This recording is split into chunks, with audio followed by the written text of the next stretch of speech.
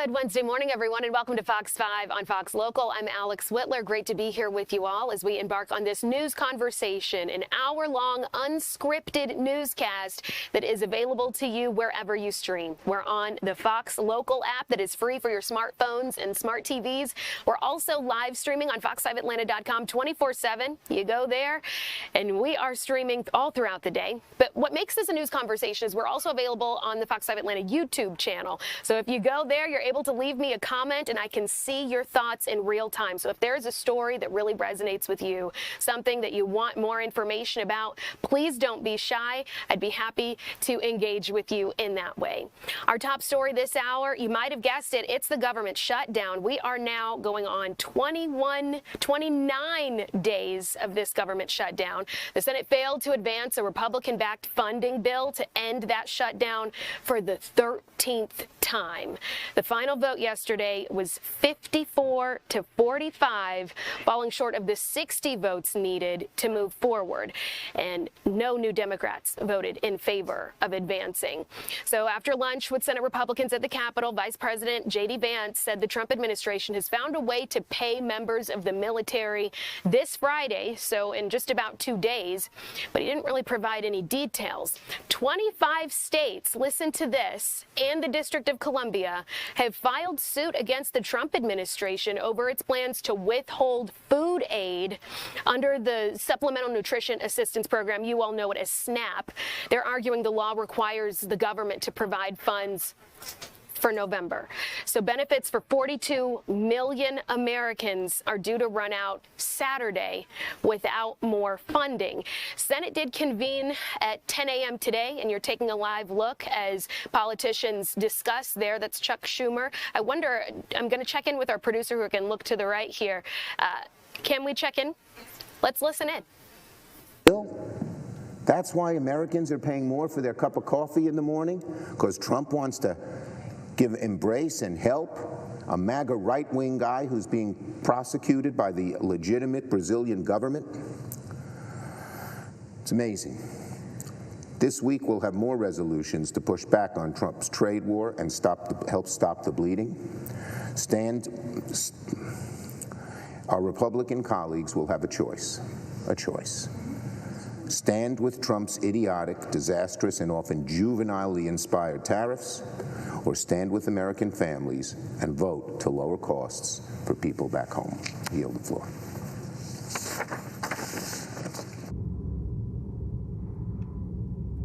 All right, you were just listening to Chuck Schumer as politicians still point their fingers at each other for the reason why we are in this predicament, the second longest government shutdown in U.S. history. I do want to point out that there are some local happenings as it relates to the government shutdown that we will get into in just a little bit. But in the meantime, I want to give you some more perspective as to what's happening nationwide. So you heard SNAP recipients won't receive their November benefits Saturday. That's a huge deal for millions of Americans, including 1.4 million Georgians. And Georgia lawmakers aren't the only ones crying foul here. I mentioned that 25 states, including the District of Columbia, are participating in this lawsuit. They're saying that the Trump administration is keeping the food stamp funding from getting out to the people who need it during this government shutdown. Now, what I like about the Fox Local newscast is that I'm able to take a moment to acknowledge some of the things that you all have been saying. I've been posting about this on my social media. I post a news headlines video every day to TikTok and Instagram. And I saw many of your comments. You guys were saying, whoa there, wait a minute. It is the Democrats who have not agreed to move forward with a spending plan. And I want to point out that our job is to be fair. While, yes, that is part of the story, the Democrats have not moved forward with this. The other part of it is the fact that both sides are pointing at each other, saying you're the reason why this is not gaining any traction and why American families are going to go without. So the USDA blames Senate Democrats for the shutdown as well. But states argue that stopping SNAP is illegal and harmful. I want to remind you that the USDA says it will continue to provide relief for pregnant women and new mothers. Now, there is an event happening now in Georgia. That's what you're looking at on your screen. It's between local politicians, Jason Estevez, who's a gubernatorial candidate, and Senator Islam. Let's listen in. State Senator Nabila Parks. Turn the mic on. I can be louder. Thank you so much for being here today. I am State Senator Nabila Islam Parks, and I'm here today with Rachel Kent and her son Sterling. They rely on food assistance from SNAP benefits. We're also here with Alicia Rivera, who is with Georgia Feeding Families, a food bank in Georgia, and also my former colleague, State Senator Jason Estevez. In just a matter of days, nearly 1.4 million Georgians, including over 640,000 children, could lose access to the food they depend on through SNAP. This is not some distant policy debate. This is a humanitarian crisis, unfolding in real time and on our watch. Let me be clear, food is not optional. This is not about politics. This is about children eating dinner. This is about seniors being able to take their medicine with food. This is about parents not having to choose between groceries or gas to get to work. Georgia is blessed to have $14.6 billion in a surplus. What we have is what we need, and we have it to protect these families. We just need the will to do it. And that's why we're calling on Governor Kemp to declare a state of emergency. Let's get Georgia families the food assistance they need. Governor, you often say we are the #1 state to do business. But we must also be the #1 state for families, for children, for seniors. Let's show that economic strength is not something we brag about. It is something we use to take care of our own. We are here to extend a hand and come up with solutions. And it is time for all of us to step up and do what Georgians always do in a crisis. We roll up our sleeves, we pull together, and we get the job done. If other Republican states can step up, then the #1 state for business can step up too. Because the strongest workforce in America can't work if their kids are hungry. Governor, you are one of the most powerful governors in this country, and I know if you want this fixed, you will find a way. And we are ready, we stand ready to help you. Democrats are here, legislators are here, community partners like Feeding Georgia Families are here. We are ready today, not tomorrow, today. Let's do what Georgia deserves. Let's protect our kids. Let's honor our seniors. And let's fight for every family who simply wants to put food on the table. Governor Kemp, call for a state of emergency. Let's do this together because Georgia families are worth fighting for. Thank you, and let's get to work. Next, I'm going to have Rachel Kent speak about her story, and she will also be standing with her son, Sterling.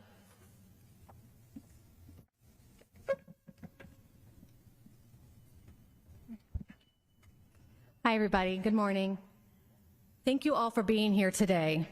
It's an honor to speak alongside Senator Jason Estevez, Senator Nabila Islam Parks, and Ms. Alicia Rivera. My name is Rachel Kent. I'm a proud single mom of my son, Sterling, who's with me today. He's a freshman in high school, a straight-A student, and a percussionist in the marching band. I'm so proud of him. But looking at us, you may not know the struggles our family faces. But I'm here today because I'm one of the nearly 1.4 million Georgians who rely on SNAP to put food on the table. And come Saturday, this critical food assistance program will end for us, for millions who need it. With no relief in sight, we don't know how long this suspension will last. And I want to be very clear about who's at fault here. President Donald J. Trump and the Republicans, who shut down the federal government. And now our governor, Brian Kemp, has an opportunity to fill in the gap and make sure families like mine don't go hungry. But you know what? He's refusing. Georgia has a rainy day fund, but for many of us, it's already raining. Families are doing everything right, applying for jobs, caring for children, recovering from illnesses or disabilities, and still, it's not enough. SNAP isn't a choice for my son and I. It's survival. Brian Kemp and many politicians need to use Georgia's surplus to help SNAP families now. Too many of our leaders don't know what it's like to check the pantry before payday, to stretch $10 across the week, or to send a child to bed after another long day of trying. We're tired. Many of the politicians were born with silver spoons in their mouths, and now they tell the rest of us how to survive with plastic forks? Ain't right. But we're not asking for pity. No, we're asking for perspective. We're not asking for handouts. We're asking for a hand up. SNAP, it's a lifeline. It's how working families survive between paychecks. It's how single parents like me feed their kids when the world tells them to do the impossible. Our governor, Brian Kemp, is supposed to support hardworking Georgians, but instead, not just the powerful, not just the comfortable, but all of us. The parents trying to feed their families, the laid-off workers looking for one chance to start again, and the people who still believe in hard work, even when the jobs have vanished. Georgia's leaders need to remember who they serve, because we, the people of the United States of America, the ones who struggle, who keep trying, who never give up, we're still here. And we, the people, deserve to be heard. So, Governor Kemp, please take action now to protect families and fund SNAP on November 1st. This isn't about politics. This is about the people. Because hunger doesn't care about party lines. Thank you.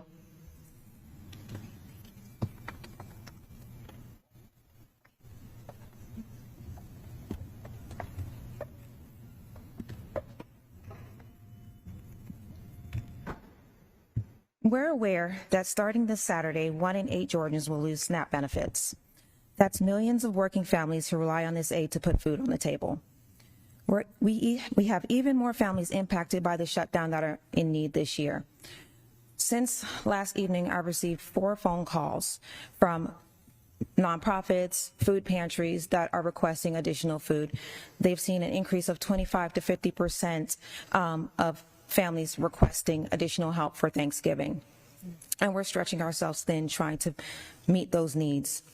We're working diligently to reach these families and offer the support that they need. This is a crisis that we must face together. Our team and partners, as well as fellow nonprofits, are doing all that we can by adding additional food distributions throughout the state, bringing Feeding Georgia families mobile pantries directly to communities, and serving seniors and families without transportation. We are hopeful that we can unite as food banks, resource centers, and the government to provide urgent action. The use of emergency funds, as well as providing immediate additional support to our existing systems, can ensure that no Georgian goes hungry.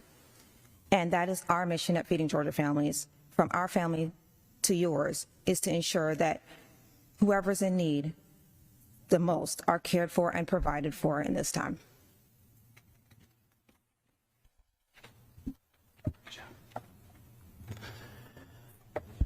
Good morning, everyone, and good morning, Midtown International School. I want to start by thanking Senator Nabila Islam for her leadership during this critical time, and I want to thank Ms. Alicia Rivera and Feeding Georgia Families for the work that y'all are doing in the community every day. And I want to pay particular homage and respect to Rachel Kent and her son for being here and speaking up and speaking out in the face of silence from Governor Kemp and Republican state leaders, as millions of Georgians are on track to lose critical SNAP benefits on Saturday.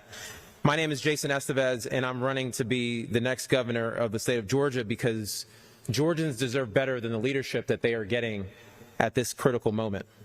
I'm a former educator, school board member in Atlanta Public Schools, and a state senator. And every day in each of these roles, I've seen how our kids are being left behind, mainly because of where they live. Kids would come to school hungry or sick, and that meant that they couldn't focus on the one thing that they were supposed to be focused on, which is learning. You were just listening to local lawmakers as they beg Governor Brian Kemp to release some emergency funds so that families who utilize SNAP benefits will be able to feed themselves. You heard from a family who full-blown said that they've tried to stretch $10 for a week. And that's not to be political. That's just to give an example of what some people are experiencing right now amid the government shutdown with the looming threat of SNAP benefits ending this Saturday. I want to remind you that while this is happening live, this being our news conversation, you will be able to watch this press conference that's happening with these local politicians on our Fox 5 Atlanta YouTube channel a bit later on today. So we're recording this for you so you don't have to miss a second of it. That said, we do have plenty of other news to keep you up to date on throughout the morning. In fact, I've learned an Amazon truck and a train have collided. We're next going to take you to Union City with a look at the cleanup. That's after this.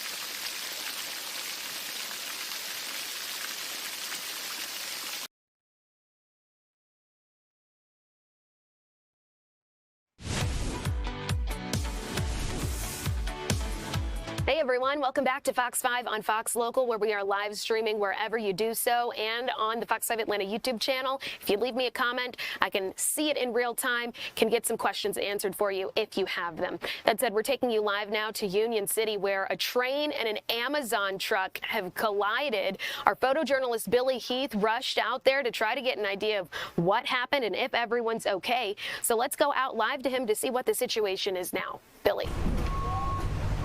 Hey, good morning, Alex. Yeah, quite the mess here in Union City. As you can see, crews are working hard to clean up what the contents of this truck. This truck was split right in half by this train.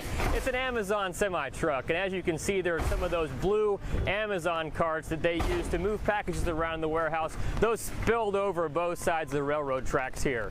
I did speak with Tom Lee. He's someone they called out to bring out one of these dumpsters that you can see right behind me that they're loading these Amazon carts into, and he gave me maybe a timeline of when we can expect this to be cleaned up. Here's what he had to say.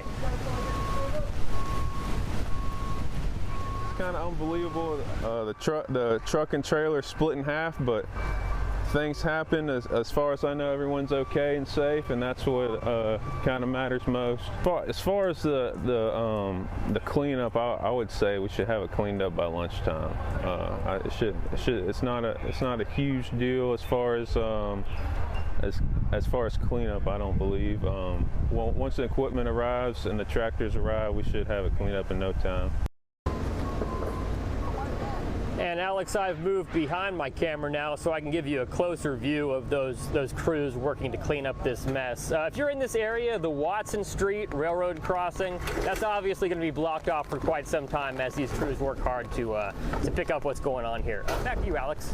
Wow, what a mess there. We appreciate your quick action, Billy, to show us some of the cleanup. Thanks. We want to give you a live look at Lake Lanier now because there has been some record-breaking activity happening there, okay? So let me make sure I've got my notes ready to go for you guys about this year's shore sweep. It was on Lake Lanier and it made history. More than 1,200 volunteers came together to remove a record-breaking 128 tons of trash and debris from the lake. That is mind-boggling to me. Whenever I hear the word tons, I'm reminded that a ton is 2,000 pounds. So 128 times 2,000, that's a whole lot of trash. So this is the 37th year of the cleanup.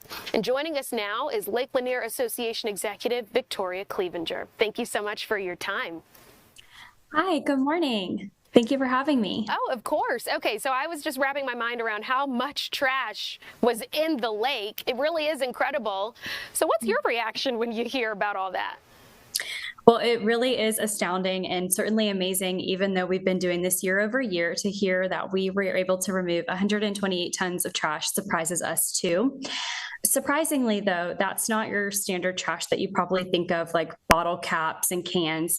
It's actually large debris, such as the dock floats, which are encapsulated foam. They're very heavy and large. It could be pieces of a dock, like a walkway, a gangway. It could be tires, like you just saw in the image before. So actually, the trash is large items, which help, of course, accumulate to that 128 tons. Wow. And I imagine it's common sense as to how the trash ends up in the lake. But if you could, just give us a reminder, how does it end up that messy?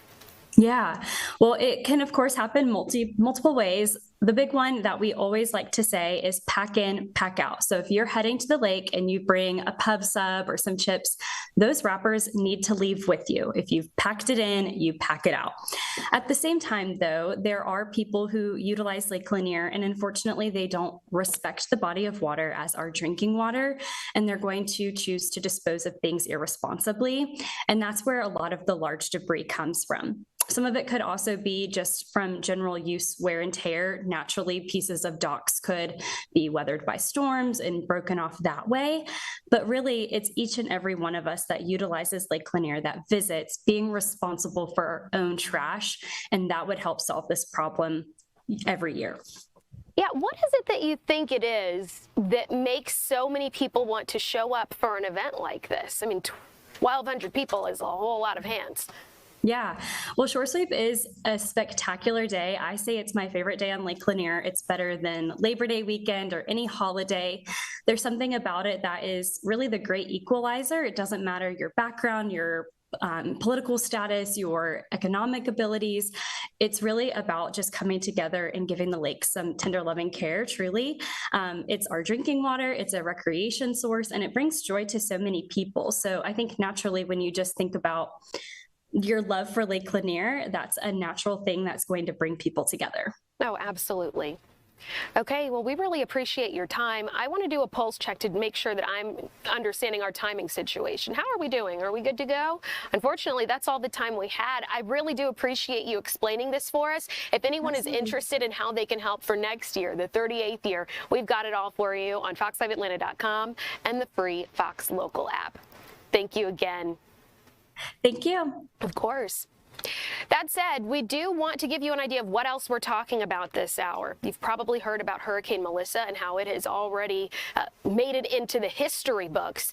It's already slammed Jamaica. Now it's making its way toward Cuba and the Bahamas. We're going to take a closer look at the damage with Fox 5 Storm Team meteorologist Jonathan Stacy right after this.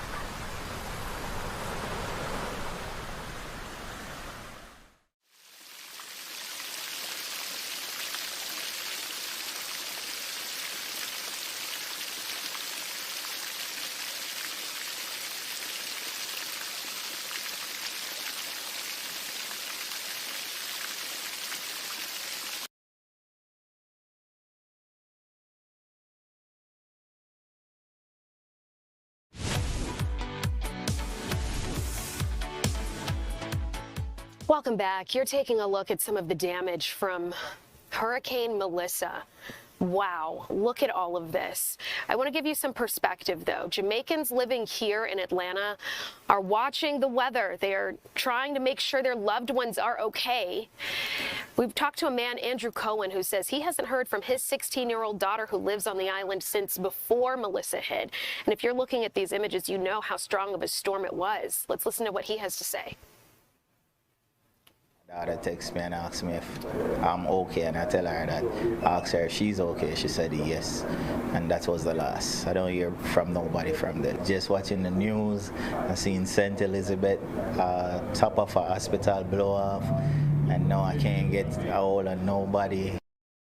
If you've ever been in this situation, you know how difficult it is, wondering why you're not hearing from your loved one. Is it because of power outages, cell service, etc.? Cohen plans to collect donations to help Jamaica get back on its feet. We have a link to how you can help on fox5atlanta.com. And it's not just Jamaica suffering. You've heard me mention this before. This morning, Hurricane Melissa made landfall in Cuba as a Category 3 hurricane, down from the Category 5 it hit Jamaica as. But the winds that it struck Cuba with were more than 120 miles per hour. More than 700,000 people, including U.S. troops, evacuated ahead of the storm. After making its way across Cuba, Melissa is expected to devastate the Bahamas as it moves throughout the Caribbean. So far, the storm has killed at least 7 people across 3 countries. And Jonathan Stacy has been following it all for us. I know we're going to focus on our local weather, but I just want to point out that you were saying that out of your entire career, you hadn't tracked something quite like Melissa. Winds topping 180 miles an hour at a sustained level? Wow. Absolutely not. And there are very few meteorologists who have. In fact, the winds were prolific, they were vicious, and they did not fall apart even as the storm started to interact with the land. It held its own all the way through the landfall period, and then weakened as it moved over and out back into the Caribbean Sea, and then eventually over Cuba. Meanwhile, here at home is those cold fronts that keep coming through our area, the one we had the day before yesterday and today's cold front, that's keeping this system out to bay. So we don't have to worry about any tropical issues, but we do have some rain this morning. That rain starting to re-enter the area from the west and moving into the foothills and into the mountains over the next hour, hour and a half. You're going to have to deal with some more showers. Those showers really taking over all North Georgia as we get deeper into the afternoon, going into the first part of the evening. Things are starting to look better as we get into the 6, 7, 8 o'clock time periods, but there could still be a few straggling showers as the front clears the area. After the front moves out, the winds are going to really start to be driven up. Those winds coming in out of the north and the west will usher in some cooler air, or should I say some cold air. Temperatures dropping down into the 30s and the 40s. That said, we're going to have a chilly start to our Thursday, Friday, Saturday, and Sunday morning. Once again, outside the perimeter, easily into the 30s. Trick-or-treating looking good, but once again, there will be a chill in the air, especially as the sun goes down. Sunshine not coming back until Friday. Despite tomorrow not carrying any rain chances with it, we'll still have to put up with a decent amount of cloud cover to kick off the 4th day of the work week. Okay, it sounds like tights and jackets for those Halloween costumes, if you ask me. Yes, I have them on right now. Jonathan, thank you. All right, you guys, please stick around because we're about to have a very important conversation. News you can use. We're talking about an effort to keep kids from choking. Stick around.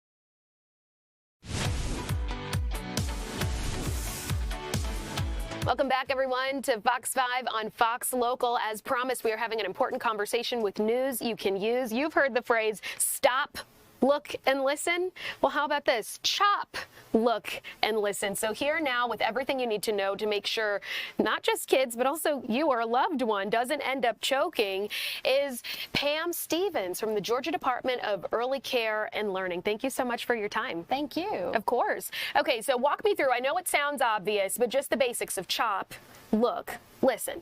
Well, first of all, what we're trying to help people to keep in mind and remember that young children, and that's what we're mostly concerned about, is, you know, preschoolers and infants and toddlers, their bodies are different than adult bodies, and they can't eat food the same way adults do, and that they are learning to eat. They don't know how to eat, well, they are learning to eat, and it's a developmental phases that they go through. So how you prepare the food and how you serve the food is really important to prevent choking. We know a child dies every 5 days in the United States of choking. Yes, that's really, you know, scary, and no one, you know, expects that to happen.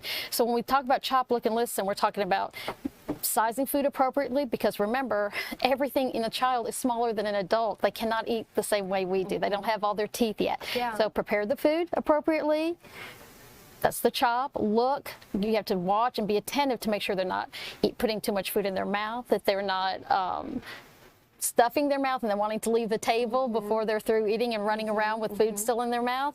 And listen, so that you can have some good interaction with children during meal times, because it's all about prevention. We don't want any kids, any child ever to choke. I'm just thinking about those parents, the children that you were talking about, who suffered immense tragedies, and we know that it's happened before. We want to make sure that it doesn't happen again, but there's a reason why you're here, because it does happen. You know, a lot of people feel like it's just eating, it's natural, it's human nature, but I smirked when you said they're learning how to eat. Yes. Some of us, it comes very naturally, and we can't remember the days in which we didn't know how to. But so is there guidance for certain items, certain vegetables? So what is it that we need to know? The whole Chop, Look, and Listen campaign is about, we've developed a whole suite of resources for families and child care providers to make sure that they're serving food correctly. You can go to our website, decal.ga.gov, and get all the information you need, just an exhaustive list of the foods that might be dangerous and just safe feeding practices for children. What I like to compare it to is when a child learns to swim, you don't go, okay, they're a swimmer, let's just put them in the pool. You watch them and you monitor them. Eating needs to be the same way. A lot of times when we think of choking, we think of we have to keep small toys and things away from children, but it's really food that's the most dangerous. Okay. Well, I know that you guys have an event coming up. Is that correct? Can you tell me about that and what people can expect from it? We have an event in Brunswick, Georgia on November 6th, where we will be just launching all these new materials and resources for families and for child care providers, and inviting the community in to, you know, just learn with us. We want to make sure, again, that this is an important message for child care providers, but also for families, with the holidays coming up, with Halloween coming up this week. Kids are in a lot of different environments that they're not usually there. They're eating foods that they're not typically eating. They're eating in different settings. We just always have to be consistent and intentional about the way we feed children. It's very easy to think, oh, you know, the baby's in the high chair, I'm just going to put some food, and then go do something else because you have 1 minute to yourself. But we need to be watching. We need to be attentive. Gosh, we've got a lot of young mothers in the building who often talk about that, how they just want a minute to themselves. Exactly. It sounds like this, unfortunately, is just not That's not the time. Yeah. Okay, we've just got a couple of seconds left. I want to make sure that I'm saying the website correctly. It is decal.ga.gov if anyone else wants to get involved here. Absolutely. Yes, thank you so much for your time, Pam. We appreciate it. Thank you. Really helpful information. All right, y'all, I hope you stick around, because we still have more to talk about right after this.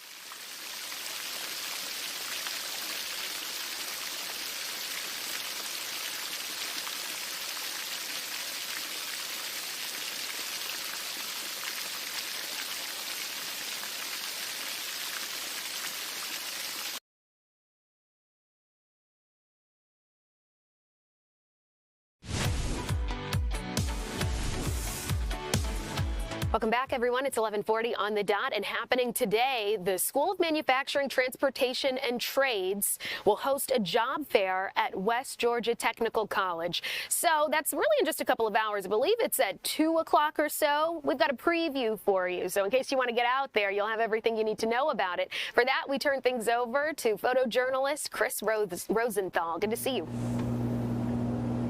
Yeah, absolutely. I'm over here at West Georgia Technical College, and well, you can see they are getting ready all these tables here and down the other hallway. These will be filled up with potential new employers here. They got about 50 or so ready to meet students. They expect several hundred students. I believe last year they got about 200, and they expect even more today. These are for, this is from the School of Manufacturing, Transportation, and Trades, and these are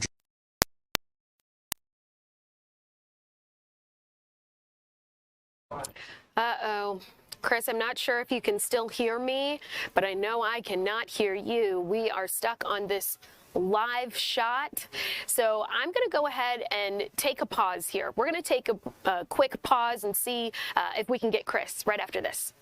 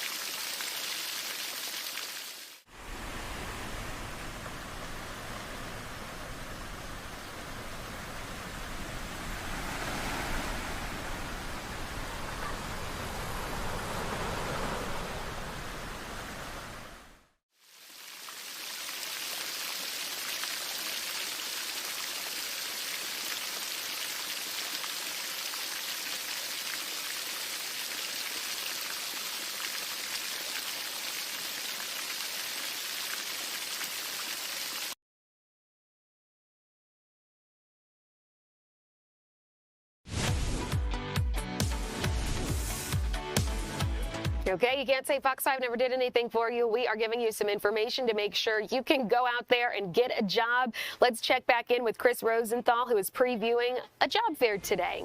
You look good. We can hear you. Yeah. I think when I turned the corner there, lost a little signal. But yeah, West Georgia Technical College having this job fair today, starting at 2:30 to 4. This is for students, but really it's open to anybody in the public. You don't need to register. They expect probably about several hundred students. They've gotten several hundred in the past. A variety of local companies for various sort of technical, manufacturing, skilled labor jobs. We've done lots of stories on this skilled labor shortage here in Georgia and across the country. So these jobs are very much needed, and this will be a good opportunity to come by and look at getting in some entry-level positions and getting into some of these various jobs, HVAC, welding, things like that, as well as internships. Again, this is at West Georgia Technical College. This will be from 2:30 to 4, and this is the Carrollton campus. Okay, We've got everything that people need to know if they were just now tuning in and missed all of that. We're going to post that on fox5atlanta.com and the free Fox Local app. Thank you so much, Chris, for previewing that for us. Okay, let's pivot now and talk about tailgating. Why don't we? I understand that many of you are excited for football season. You've been out there. Maybe your kids have had games. Maybe you've been going back for homecomings and celebrating in that regard. But one thing that you basically can't have football season without is a tailgate. But how do you do so and not feel guilty about it? Joining me now to discuss is Shanesty Ireland, a food and lifestyle influencer. Gosh, you've got a great setup there. Wish I was where you are. Good morning. Yeah, good morning. Thanks for having me on. I know that we're, in the throes of football season, so tailgating's been going on for a while, so maybe people are getting a little bit of tailgate fatigue, but that's okay. This is the time to really kind of turn the corner, come up with some new ideas, maybe some things that are fresh. Maybe people are thinking about doing a little bit more home gating, bringing some of that tailgating stuff inside the home, and maybe they're just looking for some new ideas. Okay, so I see you've got some very cute decor over there, from the grass to the football bowl of chips. So walk me through some of the hacks that you have to make your tailgating all the more memorable. So the first thing is planning ahead, deciding what kind of tailgate you're going to have. Are you doing the full-blown meal? Are you going to have the burgers, the brats, the chicken, the ribs? Are you going to smoke things the night before? Are you going to do the whole thing, or are you just going to do appetizers, small bites? That's the first thing. Planning as far in advance as possible. If it's going to be a last-minute thing, that's okay too. Making it just appetizers, I hosted one a couple weeks ago. It's just as wonderful. Don't be afraid to ask your guests to bring something as well, especially with so many people that have allergies, or perhaps they're watching their carb intake. People are more than willing to bring something as simple as just a bag of chips or a bag of pork rinds, or maybe just a 6-pack of Coke or beer or whatever it is. Make sure you ask your guests to bring something. If you're opening up your home, or if you're having them come to your tailgate, they're more than willing to bring something. Don't forget to bring, of course, if you're going to be going to the tailgate, bringing trash, bringing games, music, all of the fun stuff. Planning ahead is really key. Okay, well, one of the things that I think is kind of cool about watching you and what appears to be your home is the fact that it's right there in your home. So often we think of tailgating as being, in the back of someone's car, in a parking lot, right? But that does still count as tailgating, even if it's in your living room.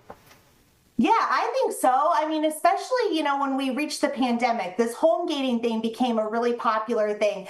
I've carried it over mainly because we have 5 kids. So going out and tailgating isn't really a possibility every single weekend, and that's okay too. So there's no excuse if you can't make it to an actual football game, if you can't even go to your local high school game every single weekend, it's no excuse. Just set up a couple of TVs in the house, making sure that the TVs are away from the food, because people will graze, and if there's people that want to actually watch the game, you don't want to have people being distracting. And then, having people over and gathering around for some really good food, I think it's just a really great way to get together with friends and family. Mm-hmm. So what are some of the healthier options? I know people love fried chicken wings and nachos with a whole bunch of heavy cheese, but I think you've got some other options for us. And there's nothing wrong with that. It's okay to splurge every once in a while. I love buffalo cauliflower. And what's amazing about this is time and time again, people say it tastes just as good. I know there's going to be some naysayers out there that are thinking, Shanesty, no, it doesn't, but it really does. Buffalo cauliflower is something that I serve all the time. If you don't even want to have the buffalo cauliflower just plain, you can even have buffalo cauliflower wraps. You can have tortillas laid out for people can do like a DIY wrap. Buffalo cauliflower is super easy. You just have a head of cauliflower, bunch of seasonings. You have a little bit of cornstarch in there. Of course, your favorite buffalo sauce. You can pre-bake that ahead of time as well, and you can just kind of put it in the air fryer the day of, or in the oven, or if you're going to be going out to the tailgate, you can throw it on the grill. Really wonderful. Make sure, of course, you have the sauce on the side, either it's ranch, chipotle sauce, or even the buffalo sauce as well. I also did some sweet potato bites instead of actual potato bites. These are not fried. They're going to be baked. I put these in the air fryer. You can put them in the oven, or you can put it in the grill as well. I did put cheese on this. I have Parmesan and I have mozzarella on there. I put the Southern Recipe small batch pork rinds in there to give it a little bit of extra crunch. There's a variety of different flavors. I put the what is it, the spicy dill flavor. They also have a Korean barbecue flavor. They have a regular salt and black pepper flavor, bunch of different flavors there. That's going to give it a little bit more protein, collagen, just give it a little extra crunch. So you can go with the buffalo cauliflower, sweet potato. Of course, it's okay to splurge too because it's tailgating, but those are some healthier options for you. We certainly appreciate it all. Thank you so much, Shanesty. And if you guys are interested in keeping up with her, you can find her on Instagram. We'll see you next time. That said, we were just talking about tailgates. Well, you guys know there's likely going to be a lot of them this weekend as the Georgia Bulldogs take on the Florida Gators in one of the best rivalries of college football. It's known as the world's largest cocktail party.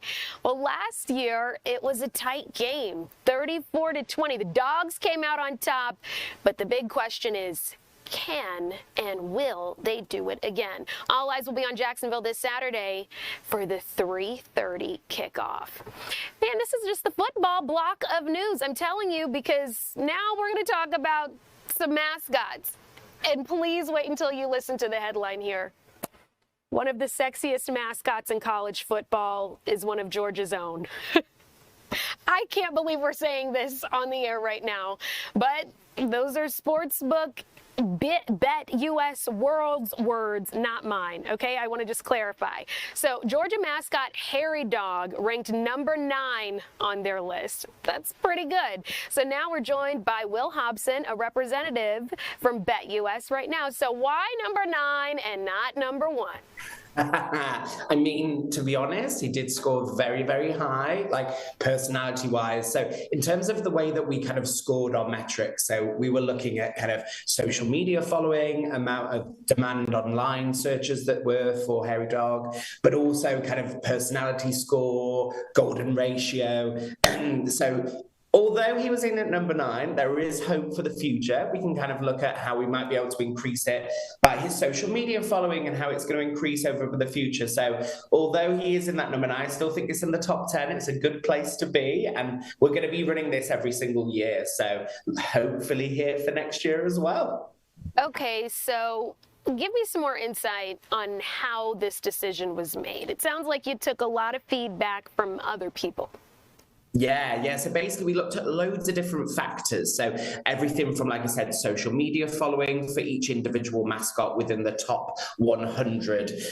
We looked at basically 100 different mascots over Division 1. So we were looking at social media following. We were looking at the types of kind of searches that were on site for them, as well as their actual personality score. Like what personality did they have? What golden ratio ranking were they? So we looked at the color theory to what colors we used in their costumes and how people kind of react with that to determine what sexy is. And I think that's an interesting point because it's not just about what you look like, it's about what you bring, your personality, like all sorts of different factors in there that we looked at to rank our top sexy mascots within college football. Okay, I mean, I kind of get it. I mean, he's got the arms going. He's a little dude. I didn't see where we're going with this. But so then I'm curious, do you do this every year? Is there any way that he could do something different for next year to really get himself to the top 5 or take the whole thing?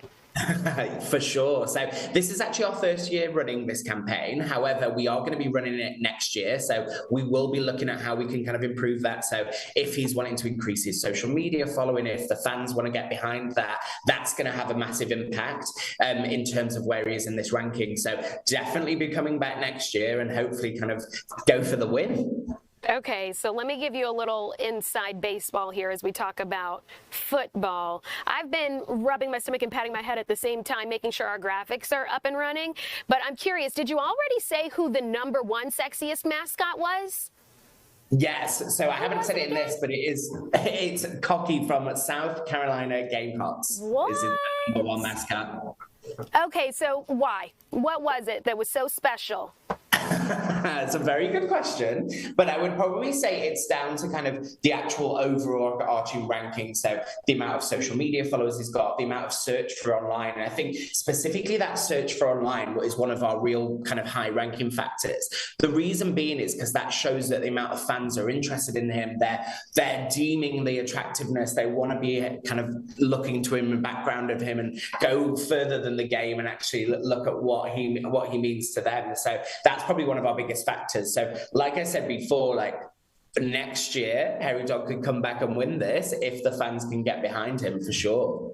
Okay, so now it all makes sense, because I'm looking at Cocky over here, and Cocky is not doing it for me. I'm just going to tell you. I know it's a subjective thing.